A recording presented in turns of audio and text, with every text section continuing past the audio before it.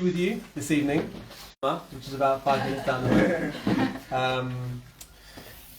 Tonight we're going to start by talking about us. Then we're going to talk about Avraham, and then we're going to wrap it up. We're going to ask a few questions and hopefully get some clarity on some things and bring it back to us. That's kind of the flow of the evening. So I'll start with us, and I called this Avraham's Aliyah journals because he was the one who did it first. Okay, no Teudat Zahut, no Sal Klita, and not the easiest of landings either. Okay, when he arrived, there's no food; he has to leave straight away, and he gets himself embroiled in lots of battles and wars. Doesn't make many friends very quickly, and but the story ends, of course, very well because he acquires the land and was as the Talmud says, Eretz Yisrael niknet b'Isurin. The land of Israel is acquired by difficulty, and perhaps we learn that most from Avraham, because the whole journey is pretty difficult, but it's his and it's ours and it's home, but it wasn't an easy ride, and the journey certainly made the man. Right, it for sure made the man, and there's two ways of reading the stories of Avraham. One is he's just perfect to begin with, and he never takes a foot wrong. That's Rashi and Rambam basically take that route. Okay, that he's Avraham because he's Avraham, right?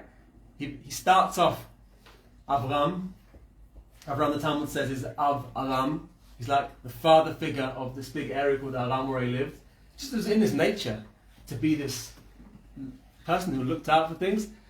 And that led him to become Avraham, okay, the big daddy of everyone. And there's the other view which says, not at all. He messed up and took the wrong decision, got it wrong 10 times, but each time he took something from it and learned something from it. And that's what led him to become the Avraham that is the founder of who we are and the founder of monotheistic religions and the majority of the world. That's kind of two ways of reading the story. I think you can read it both ways. What we're going to do now is that's kind of the us bit. We kind of relate to Avraham because wherever you've come from. I came from a town just outside London called Reading. You've heard of that before? Okay, you might have come from Liverpool. You might have come from America. I don't know where you came from. Canada, South Africa, London, Belgium. Yeah. I mean, anything I didn't mention? Yeah. Oh, Iran. How are you? Iran. Okay. So right. So we come from places. So I mean, Avraham is a very relatable character. Now here's some questions. Questions we're going to begin with, and then through tonight's learning together, I'd like to try to address them. And I'd like your thoughts as well to these questions. Question number one. Okay, in this week's Parshat Vayera, we have this moment. Where Abraham stands up to Hashem, stands to God, and he says to God, "Look, first of all, God says to Abraham, I'm going to destroy Sodom." Okay. And even says in the Torah that Hashem says, look, how can I not tell Abraham about this? I mean, he's the father. I mean, he cares about everyone so much because he's put himself in that position. He's the Abba. We mentioned he's that Avraham. He's the big father figure, and he sees everyone as his children, and that's why I've given him this job. They're his kids, so I've got to tell him what I'm doing. And so he says, look, I'm going to wipe out Sodom. And Abraham replies to him. It's actually Hashem who says, if I can't find 50 people there, 50 tzaddikim, the place is off the map. Goodbye, Sodom. Abraham says, 45? If you find 45, will you still wipe it off the map? And Hashem says, 45, I'll work with that. And we know the story. It goes down until he reaches 10, and that's it. Question one. What's Hashem got against Sodom? What's it so bad?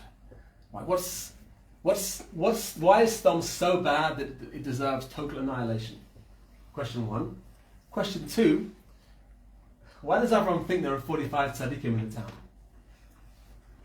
I mean, a lot of parallels, modern day parallels, but we know there are certain places in the world where like, you know, people go just to like, you know, just do as many Averas as they can, and that's the place, you know, right? You know, there are those cities in the world where that's Sin City, you know, like that. It's got its time and its place, but you wouldn't say, well, there's probably 50 tzaddikim in that town.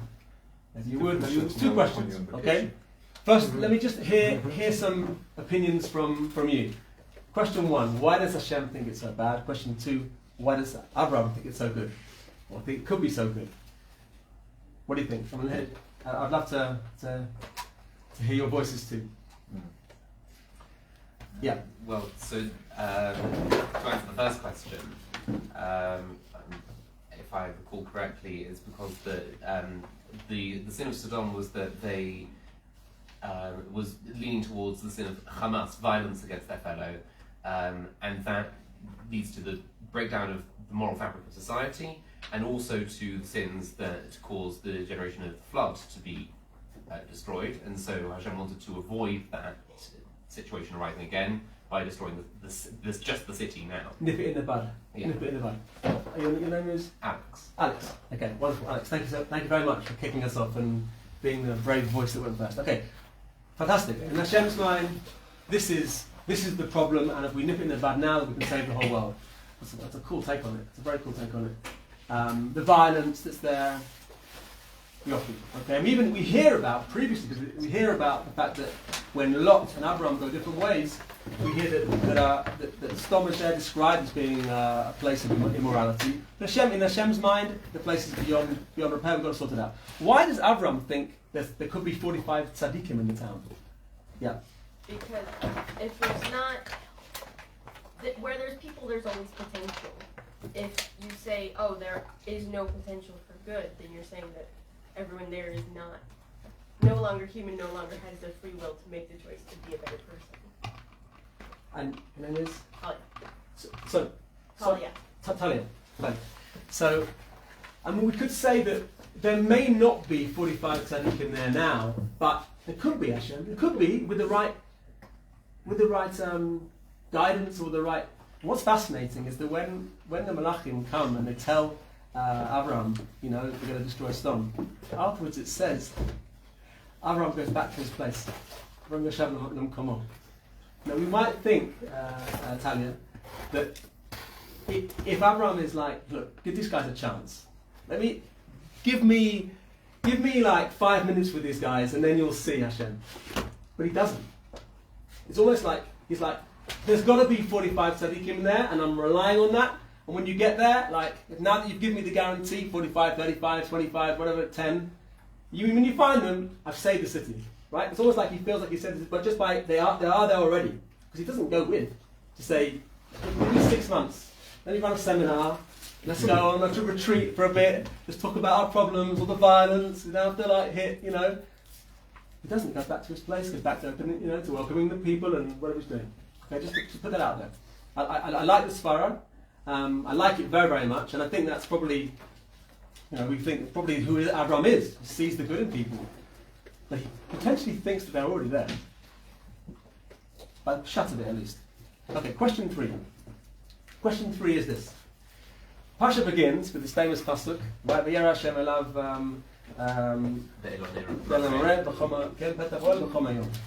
Hashem comes and appears to Abraham. He's sitting in the entrance of the tent in the heat of the day. Right, one of the most spoken about psukim in. Sorry, look at my back here. Right. Do you guys want to sit here? I'll stand a bit further back than you have to. Yeah, not too much problem for you. No, that's okay. You don't have to. You can see each other. Okay, so Rashi on the pasuk there tells us the reason why Hashem appears to Abraham in the territory of Mamre, and he tells us that if you didn't know, Mamre is a person, not a place. We might think it's a place, it's a person. The reason why Hashem appears to Abraham in Mamre's territory is because, you know, the Rashi's on it, is because Rashi says that the advice that Mamre gives to Abraham regarding the Brit Milah. That's the question I always wondered. What advice could Mamre possibly give to Abraham regarding the Brit Milah? It would hurt. Well, in order to have advice, you need a question that's asked. So the question might be, well, will it hurt? That could be a question. But an advice is something you're really wondering yes or no, or what to do. What to do. How do I do it personally? How? So if the question is how, then Mamre is the doctor, right? Mamre is the doctor figure, right? Or how to recover, Mamre is the doctor figure, right? Or he's some kind of health guru. I'm going to put that up there as well. Yeah. Mamre is definitely in the place, isn't it? Mamre is a person. Mamre is a person. Mamre is a person. How does Mamre know about circumcision? Was that done then? That's a great question. Your name is? Lauren. Lauren, okay. So either it's some pre-existing practice and he's some expert in it. Again, he's some medical guy or he's some person who has an understanding of it. The thing that's troubling about this is that when you go to advice from someone, generally they know more than you. Otherwise, what are you doing asking their advice? Right. And if Mamre knows more than Avraham, then is Mamre Avraham's Rebbe? And if Mamre is Avraham's Rebbe, why aren't we the children of Mamre, Yitzchak, and Yaakov? Why do we need Avraham in the first place if we've got the guy who knows more? Yeah. Is this the same Mamre that the term of Zaken Mamre comes from? As he's going to a different figure of authority, perhaps, and Zaken Mamre is someone who talks against the authority. Does Mamre have another name? Mamre, it's interesting what you're saying, because Mamre, the name of Mamre comes, there's a couple of meanings. One of the meanings is to rebel. It's to rebel. Mamre is a rebel. He is definitely a There's rebel. got to be something in there. There's something in there, yeah. Is Mamre Shem or Shem? Is he Shem? He's not Shem. Malki Tzedek is Shem. Is he ever? He's not ever either. Isn't Mamre also plains? Rashi tells us that the Alonei Mamre, the oak trees of Mamre, it's his pad. Abraham has the Brit Milah taking place in the territory of Mamre, and Hashem rewards him. I'm going to leave that question in the air, okay? Why do you think Mamre could be his Rebbe? Because if when you go for advice to somebody, the presumption is the person you're going to advice from knows more than you. So necessarily they can know maybe more on one subject. Doesn't mean that you're a person. Yeah. I agree with you, but in a certain area, Mamre is the expert. Agreed? Okay. Otherwise, so you're asking is advice from Sometimes you ask a friend maybe for Yeah, so that's a friend. you want a different. So the problem with that, Yeah. Hashem says, do the Brit Milah. We expect Abraham to go, done it already. Right? That's the Abraham we cannot know. The Abraham who, the doubt that comes in, if the question is, should I? Then we're kind of taking, okay, he could be a friend, and then we put Abraham into a place of Safek. Why wouldn't he just go, okay, Hashem, I've done it already. You asked me to do it. I'm willing to kill my son. I'm willing to do anything.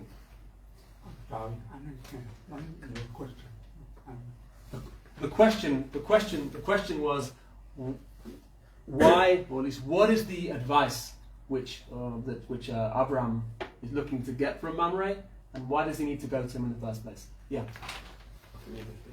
Oh, no, I don't think that it could be, I mean, sort of further what Yechiel was saying, it could be that he just wanted, he's going to do the bris, it's not a question, but if Mamre is someone who knows about, wound care, he's like, you're the bandage guy. It doesn't mean I'm referring to you on everything in life. Good, he's a doctor, but if he's a doctor, we really need that in the Torah, that he kind of Googled it to find out the best way to, we need, why is it important? Why is it important? That's the question. And the Torah, it doesn't need to, I like it, it's a good answer. It's a good answer, but I think, we'll just grab the source sheet from you, Nelly. Okay, I'm going to move forward because we're going to try to shed light on some of these questions and in general the story of Abraham. There's something which is the elephant in the room, but it's this overarching theme that when Abraham comes on the scene, and this is what we call Magen Abraham, the shield of Abraham. We mentioned this, of course, in Tefillah. We say it. We probably each of us said this thousands of times. Okay, and that's the first source I put it down here, where we say in the Amidah, "Amelech Hosea Mashiach U'Magen Baruch Atah Hashem Magen Abraham." We said this. How many times we said this? What are we referring to here? Magen Abraham. Hashem is we nickname Hashem Shield of Abraham. That's one of the ways we discuss Hashem, and we bring this up just as we come into the Amidah. It's a big theme. It's something that we're supposed to be thinking about. Like almost from the get-go, Hashem is the shield of Abraham, and it's there. Okay, why is he the shield of Abraham? What does he do that makes him Where does that come from? Where does that come from? Yeah. I think because Abraham started his way 3 years old, so it was very necessary to get Magen. Because that, you say Magen Abraham. Because he started out young, he needed help. Yeah? All his family always was around them, does not believe. So he by himself starts the way. So he needs that, the protector of Hashem. Yeah, fair. That's a kind of an answer to the question, like, why does he need it? Let's have examples of what this shield is. What is this shield? I mean, what does that mean? Is it? I mean, not being facetious here, but he's obviously not walking around with a shield, as we know. It's a metaphor. But what does it represent? What is the shield? What is it? I walk through the fire, right? Ah, brilliant. And your name is Shlomo. Fair. So the first time we see the shield working, okay, is when Avraham is thrown into the fiery furnace of Nimrod. Now, anyone who knows anything about Avodah Zarah, which of course none of us, but if you go to the Israel Museum, then it's right in your face there. Yeah. There used to be one of these gods, the god of Baal, was a huge, big ox-like idol, about 3 times the size of this flat. Huge structures with a huge circle in the stomach area, and they would put fire in there, and they would feed the gods. They would feed the god. They'd take their best things and they'd put them in the idol's stomach. That's what they would do. Children, their firstborn cattle. This is kind of part of the service. The idea of Nimrod feeding Abraham into the stomach of a god that he denied had any power is a kind of just desserts. You don't believe in this thing, let's see how well you survive in its stomach filled with fire. Kind of passing through the ring of fire. That's what these things were. And in that situation, Abraham comes out totally unscathed. This is the first time we see, in Midrash, we see Magen Avraham. We see literally, I mean, we could be in a Superman comic here, right? There's a kind of a force field around the guy. Right? Force field around, he comes out totally unscathed.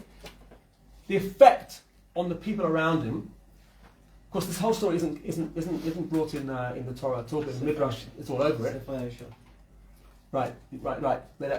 Midrash is all over it and says that the effect is profound. So much so that Nimrod himself, who is this king, Nimrod knows there's a God. Okay? And we know that because when he's first described, he's described as being a Gibor Shamad Lifnei Hashem. He stood before Hashem. And Rashi says on that, he would say, look, God did the flood, but it's been a long time already. We haven't heard from him since. So really, he's probably not around anymore. I'm the big man around here now. I'll protect you all. I'm strong. I'll go to war. I'll fight. Right? And where's God these days, huh? He would stand before God. Sorry. Right? He would stand before God. And he would provoke God in that way. So he had a knowledge of God, but he kind of like used a vacuum to bring followers to himself. When he sees Abraham pass through the fire unscathed, he's deeply moved to the point that he gives Abraham his firstborn son as a tribute. Says Midrash, his firstborn son, Pigid Rabbi Eliezer, his Eliezer. Oh. Says to him, take my firstborn son. You clearly have some real hashgacha on you. I can't match this. He has some kind of like penny dropping moment.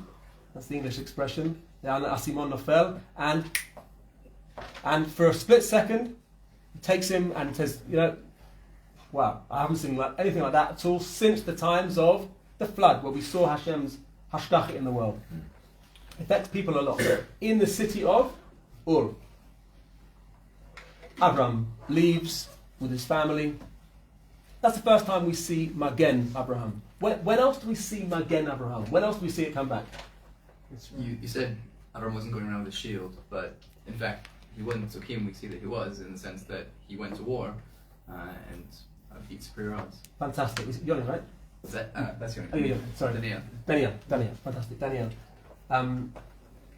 We're going to get to that because there's 100%, and we're going to look at the war in detail. But before that, we see, we see him again.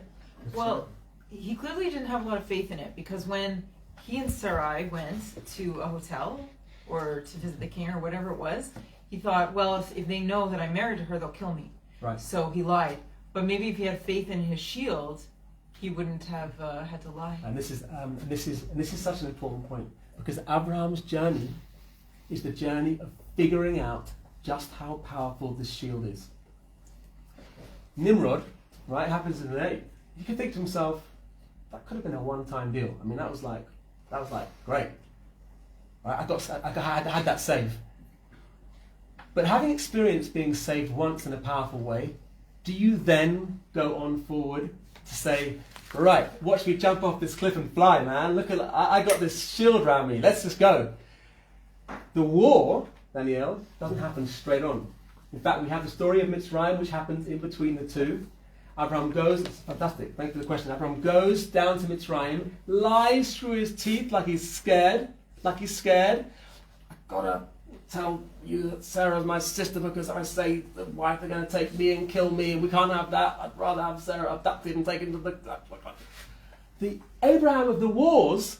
We're going to look at the wars in a moment. The Abraham of the wars, who literally takes down the biggest empires there are, according to Midrash, with one guy. You need like 368 words about it.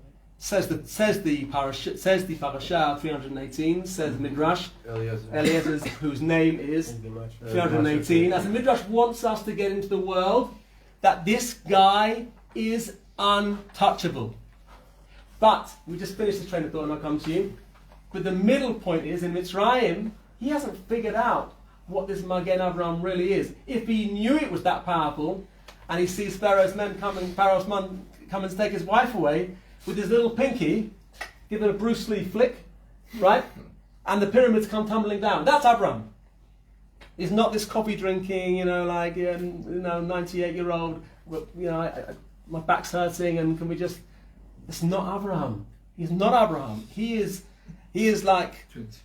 It's a different reality. The Midrash is painting a reality of somebody with a bit of, with going to war, he can take down everybody. So this is a great question. Why in Mitzrayim doesn't he do that? One of the answers is he doesn't yet realize what the power is. And when he comes out of Mitzrayim, suddenly with all of Egypt's riches, and he realizes this something around this is working for me. Yeah. If they call Abraham, they did not his wife, his sister, because the people not so beautiful, sound very special, so beautiful. If you pick their wife, they will take away the wife. That's right.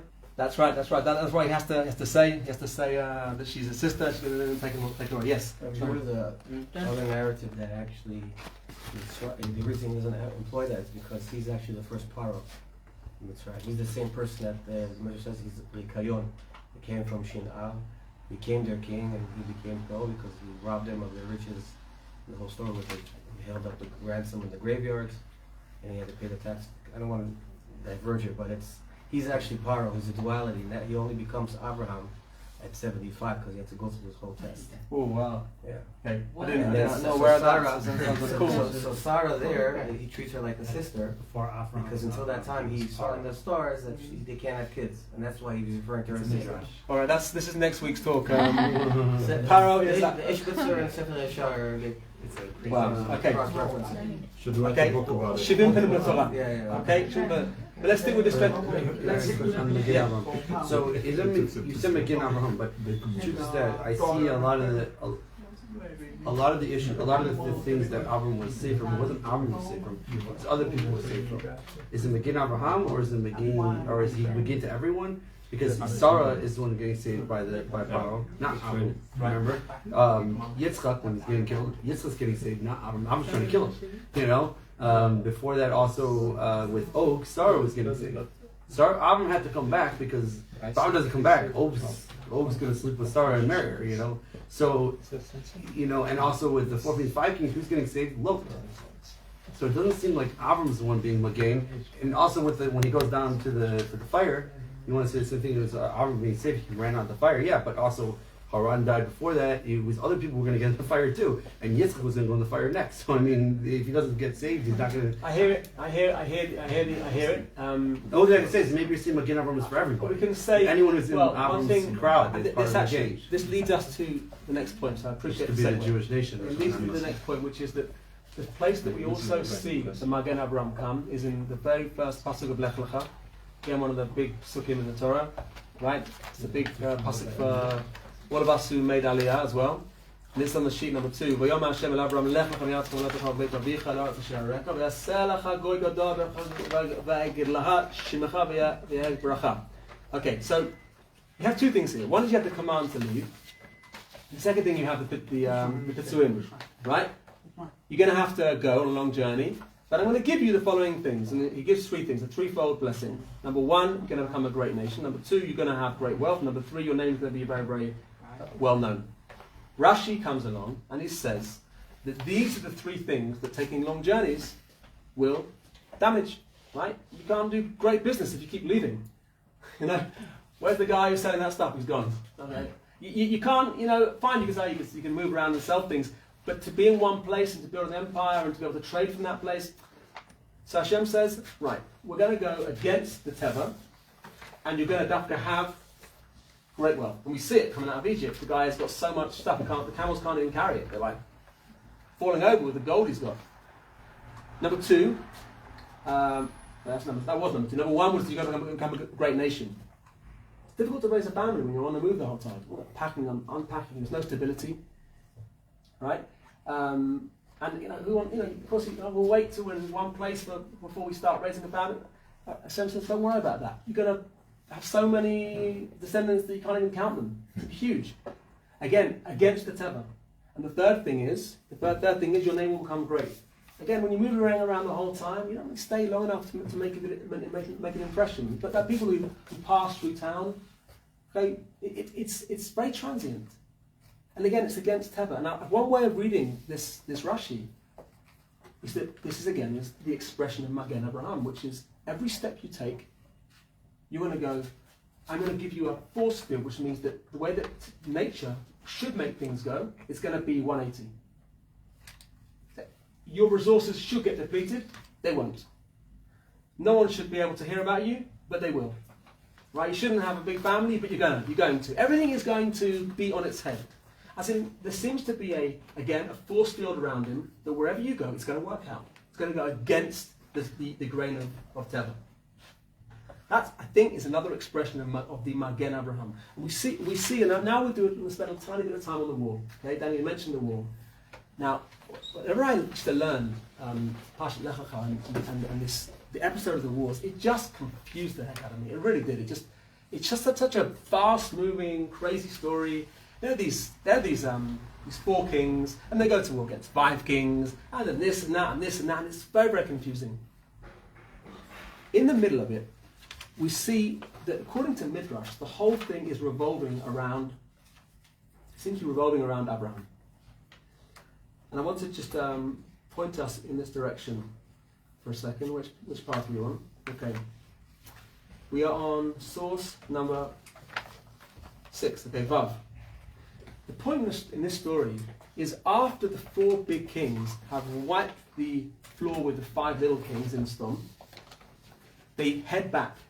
They're heading back home. It's Vav. The passage says, "Vayishuvu vayvu el ein mishpat u'kadesh vayku et kol haster ha'malaki v'gam ha'emori yoshev b'chatzason tamar." Midrash goes to town on what is ein mishpat. They go back to ein mishpat, and the Tziv, the Volozhin, he brings this based on a Midrash. He says the following. It's kind of over 2 pages here. V'drash al zeh b'Midrash Rabbah al ayin she'asta midat hadin ba'olam bakshu lasamuta. Ayin mishpat. The idea that there's an eye connected with mishpat. What does that mean? They're trying. The kings are trying to block this thing out. V'abiur al zeh she'bikshu lagia la'Avram. They're trying to get to Avraham. Of course, the way they bring Avraham into the war is they do what? They kidnap Lot. from Sdom, once they destroy the kings of Sdom, they take Lot as a captive. And Midrash seems to saying here that the reference to Ein Mishpat is they're trying to draw Abraham into the battle. They're trying to bring him in. The Perish HaKatuv, Maya lem al Avraham. What was the problem with Abraham? Why are they coming for him? Well, first of all, we have to, one of the kings is Nimrod himself. He's coming back. But let's see what's happening. That's right, Amar fell. The one who said Amar Pul, who said fall into the fire, into the furnace. Now we should be thinking, why would Nimrod be trying to mess around with Abraham? We already saw that Abraham's got great power. It says over here, the Midrash says, Ma yesh lam al Abraham, mishum sha'ad ko haya mitnaheg akol b'teva bli hashgacha klal. Until this point, everything worked just according to nature. Until Abraham came along, things just worked according to nature. V'nei Abraham, how's that? Where we I'm running on. I'm on the top of the Vav went over to the second page. V'nei Avraham garam sheyakol b'ein ashgacha v'lishpot midat hadin. Mishum hachi bakshu lismota u'mizeh hatam ba'amalek al Yisrael. The point is like this: is that Abraham's presence in the world has brought Hashem's eye of judgment to the world. The Midrash goes on. I didn't bring all of it because it was quite a long explanation, but he says the following. Imagine you've got a king, let's say a country, King of Portugal. King of Portugal has a son, and his son goes to study or live for a while in New Zealand. The King of Portugal doesn't care at all what happens in New Zealand. It's very, very far away. Doesn't really care what happens. He will not read the news about what's happening in New Zealand. As soon as his son is over there, he wants to know from his advisors what's happening in the politics in that country, what's going on, is it safe? So Midrash, Hashem starts caring about the world once Abraham is in the world. As in, that's when he starts to look closely what's happening because he's got Abraham there. He loves Abraham.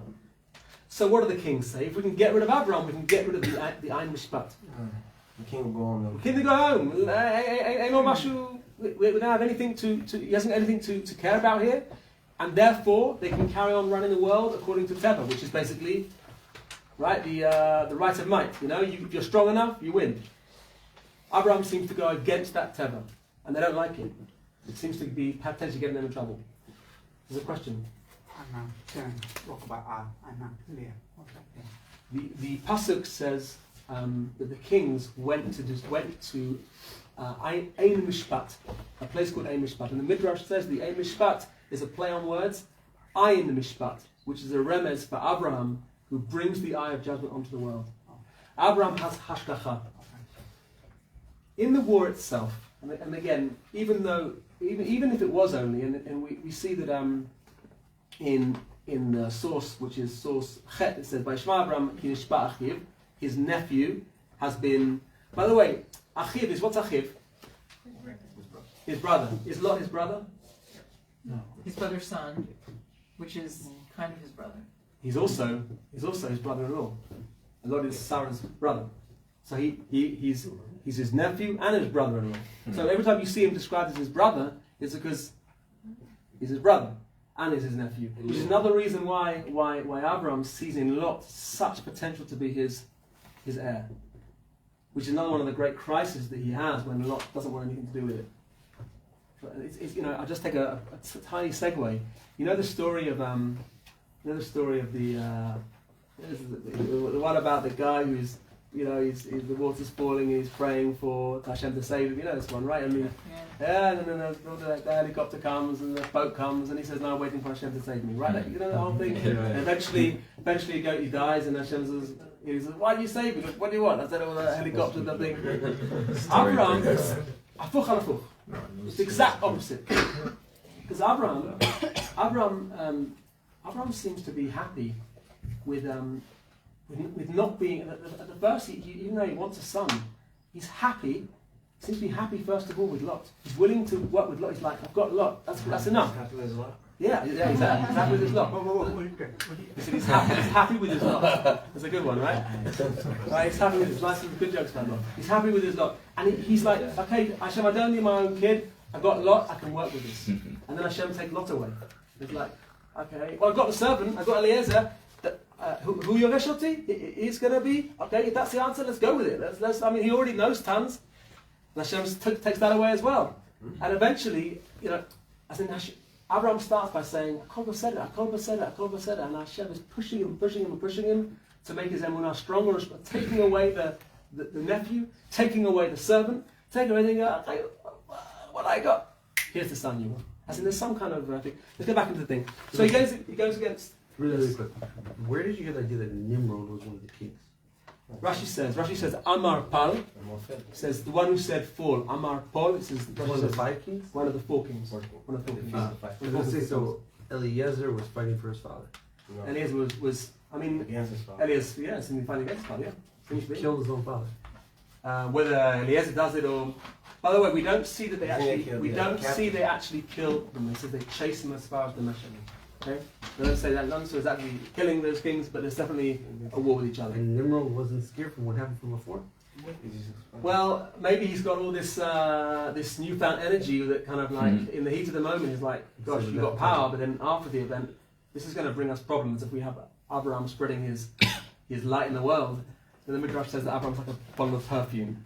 And Hashem says, you're so beautiful in this little room. Go and spread yourself around the whole place. The idea that he's gonna create a revolution that's gonna come back to bite these kings who are also the thing about the inner court intrigue is that his younger underling ministers are kind of forcing him to go to war. If not, they were going to remove him.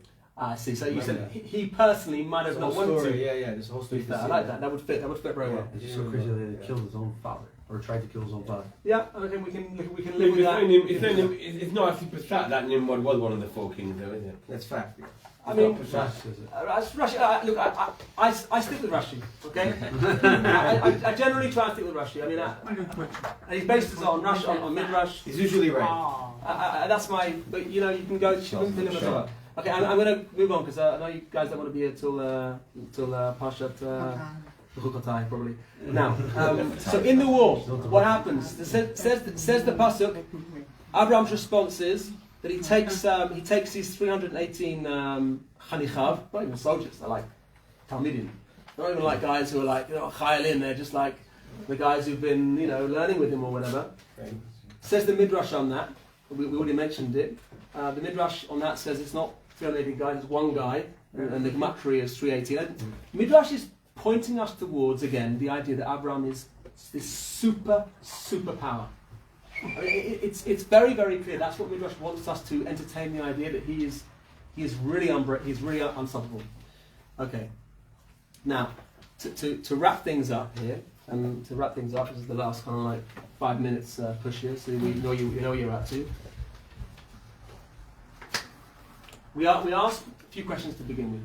Question number 1 we asked was, why does Hashem think Stom's so bad? Question number 2 we asked, why does Avraham think Stom could be so good? Question number 3 we asked about, why Avraham's got to get advice about the Brit Milah. These are all questions which come out of Parshat Vayera. Okay, when Avraham goes to war, he has 3 Balei Brit. The Balei Brit are mentioned in Lech Lecha, and they appear here as well. The Balei Brit are Aner, Eshkol, and Mamre. They're mentioned as being the Balei Brit. What do you mean Balei Brit? What is that? Balei Brit, and Rashi says over there, that Avraham forged a pact with these 3 men, and later also he's going to forge one with Abimelech as well. But with these 3 men, who seem to be monotheists as well.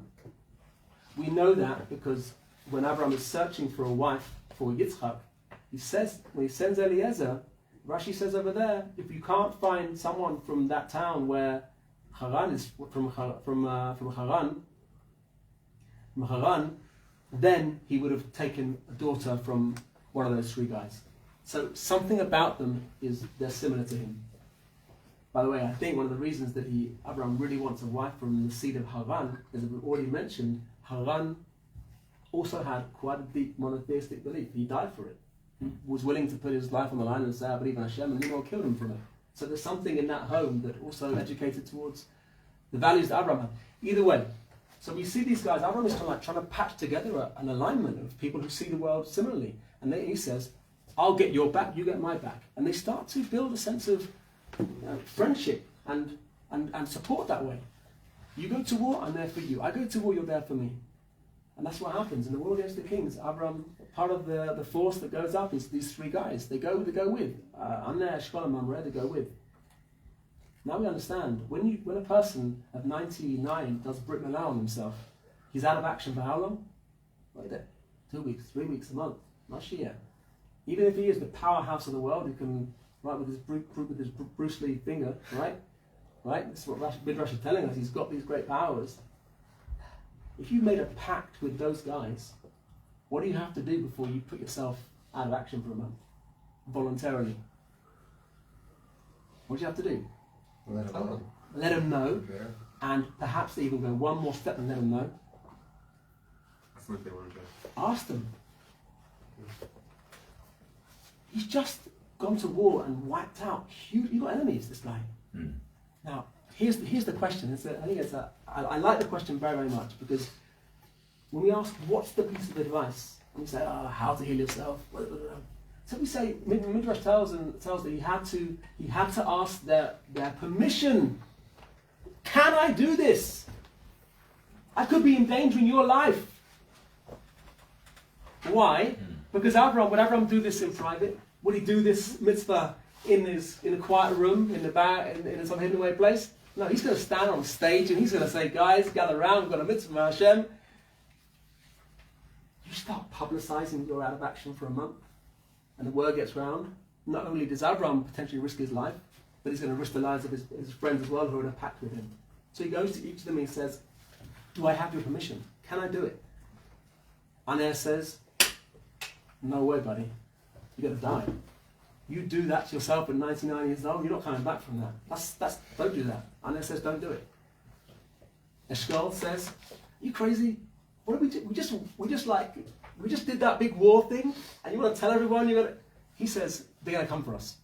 Don't do it. Mamre says, do it. You do it. I'm right with you, you do it. Do it here with me, I'll be with you, you do it. Mamre says, Midrash, Milashon, Mar'eh, the mirror, the one who mirrored Abraham, said, I'm with you. And as a result, he does the Brit Milah on his territory. That's Mamre.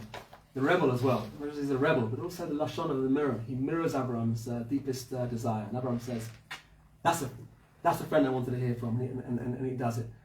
That's perhaps answers the question we answered over there. What about the question about Sdom? There's an interesting midrash that says that when, and I'm sure you're familiar with this, that when Abraham comes back, after chasing away all those kings, and whether he killed them or not, he suddenly chased them away. As far as Damascus, right? As far as the Damascus, God, the guy's got such good legs on this guy, Abraham, right? Ur Kasdim, through up to Haran, which is kind of like north, like Turkey, Syria border. From there, comes right down through the land of Israel. Not it's Israel yet, but right down through to Egypt, back again up to Damascus, and back down again. And he's like almost 100. It's like, right? This is not someone who needs to go to the gym. This is like just all there, yeah? And he, on the way back down, having brought back all the people and all the stuff that they stole from Melech Sdom, to give them back, Midrash says, as he came back, a miracle took place for the king of Sdom. I think I brought it here. I'm not going to go. We'll talk. I think if you look later, it's number it's Yud. It's 11 on the sheet. The kings, the 4 kings that killed the 5 kings by chasing them, they fell into these big pits, like cement pits. They got like cemented alive into these pits. Not a nice way to end.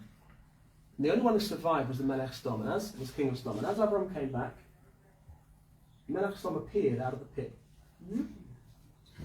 Midrash says two opinions. One, water kind of like flash flood came, something like that, and the water in the thing rose up, and he kind of rose to the surface.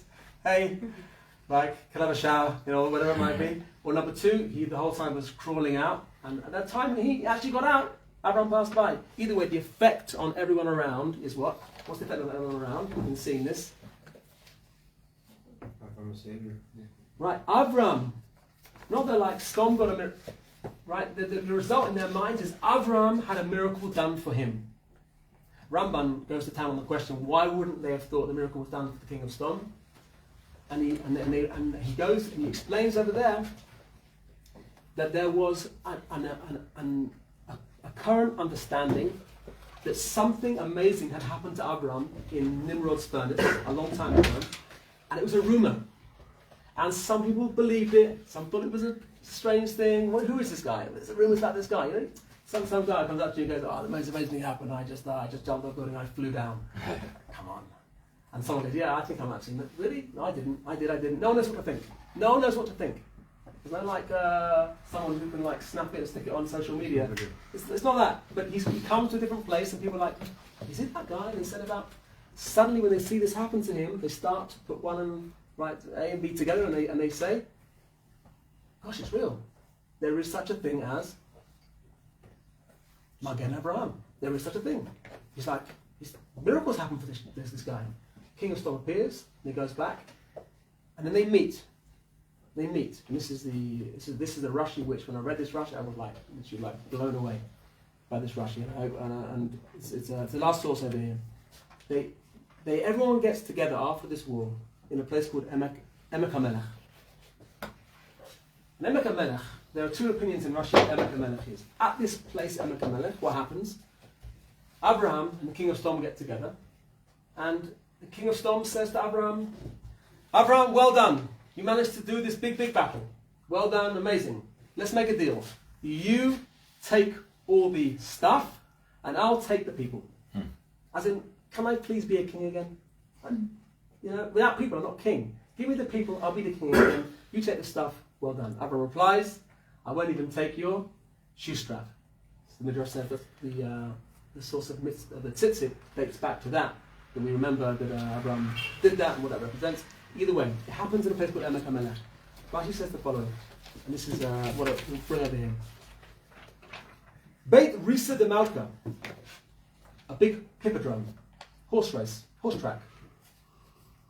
Shhu Shloshim Kanim, it's a measurement, it's a big area of like 30 sticks long, whatever that means. Shayam Yuchad LeMelech L'Tzachet Sham. So this is a big hippodrome. This event happened in a hippodrome, in a big racetrack. Midrash Agada Emek Shehushvu Sham Kol Ha'omot V'imlichu et Avraham Alehem Lanasi Elohim Ulekatzim. Basically, the Rashi comes along here to say that everybody in the entire area got together to crown Avraham king over them. Prince over them. Like, no one could compete with you. You did Kadal Omer, you got Amar Fal, you got Shiur. All those guys that came along, you wiped them out like that. You just did that so easily. You got to be the king over all of us. Midrash tells us that Avraham had a coronation. The world wanted to crown him king. It was clear to the world there is such a thing as Magen Avraham, and you can't mess with it. You've got to be the king. Like, they start bowing down to him, and there's a whole thing happening over there. Abraham crashes his own party, takes the crown, smashes it, and says, I'm not being part of this thing. Shem turns up, Melchizedek turns up, and what does Abraham say? I'm not the king. And Shem's name is Melchizedek. My king is right. Who's my king? And Abraham says, I'm not interested in what you've got to say. I'm going to give my tithes to Shem, the priest, El Elyon, Kohen El Elyon. And he tries to educate everyone around him. Don't call me king. That's the king. Tries to educate everybody. But in their world, it's very clear. There's something called Magen Avraham. It's very, very, very, very powerful. I think that's a way, and we understand now, the final questions we had. Question one, why does Hashem see everything's bad in Sodom? Well, Hashem knows everything what's going on in Sodom. But why does Avraham think there could be 45 tzaddikim in Sodom? Avraham gave Sodom back everything. Everything. He gave him back his kingship. There used to be 5 kings in Sodom. Now there's only 1. He's got the whole area now. He gave him back from death, he gave him life again. Abraham must have some assumption. The Hakarat Tov that this guy must have, it's got to change him. It's got to change him. The king has that happen to him, and Abraham has told him, I'm not the one who did this. That Magen Avraham you've seen, it's not me, it's him. In Abraham's mind, if anyone has turned things around. It's Melech Sdom. Avraham turns around to Hashem and says, "You do it for 45? Fine. I've got to be 45, tell me I'm there now. 35, 25, 25, gets to 10. I don't even need to go there. If the king of Sdom had such a hakarat tov, there's no way he wouldn't have changed himself and done a bit of tshuva." And then we see the difference of Melech Sdom and Abraham, because in the word of Abraham, hakarat tov changes you. In the word of Sdom, he responded by the fear that he lived with, that these kings came to take him, and rather than build a world that was out of chesed and trusting in Hashem, and like Abraham was all about, he built the walls higher than they'd ever been before. Don't let anyone in. It could be an enemy. Don't let anyone in. If someone comes into the town and says they want help, shut the door. I think he built a world where the walls were so high that no one's coming in, no one's going out, and people start to be fearful, and the whole place goes to town. So we kind of see, in a sense, of the lack of gratitude of Melech Sdom. Essentially, perhaps in Abraham's eyes, it should have changed him. As we see, it didn't really. And to finish off, I said we would start with us. We'd go to the parsha, we'd finish with us. Do we live with Magen Avraham in our lives? I mean, you say, just for Abraham, he could do this thing, he had these superpowers. Or do we live with a sense of Hashem has blessed us with going against the Teva? That we can achieve great things, we can do things. Take a snapshot of where we are as a people. We're back in the land, all the long story we've lived. You get a sense of our story is Neged HaTeva. There's no question about it. There's no question that the bracha of Magen Avraham is in the Jewish people. And I got to say, now someone asked me, how long have you lived here for? Best part of 20 years. And I'm telling you, in this country, you plant a seed and you work a bit, amazing things happen.